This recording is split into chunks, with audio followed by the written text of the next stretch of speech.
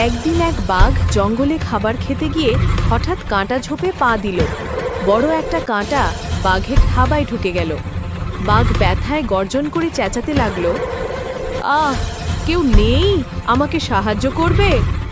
সব প্রাণী ভয় পেয়ে পালালো, শুধু এক বক সাহস করে কাছে এলো। বক বলল, মহারাজ, আমি চাইলে কাঁটাটা বের করে দিতে পারি, কিন্তু আপনি আমাকে খেয়ে ফেলবেন না তো? বাঘ ব্যথায় কাতর হয়ে বলল, না না, তোমাকে খেলে তো কে আমাকে বাঁচাবে? বক সাবধানে তার ঠোঁট দিয়ে বাঘের থাবার কাঁটাটা টেনে বের করে দিল। বাঘ আরাম পেয়ে হাঁফ ছাড়ল। আহ, এখন অনেক ভালো লাগছে, তুই তো সত্যিই দয়ালু।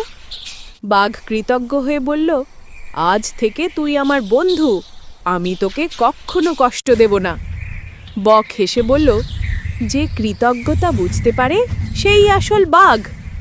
নৈতিক শিক্ষা, দয়ালু আর কৃতজ্ঞ হওয়াই আসল শক্তি।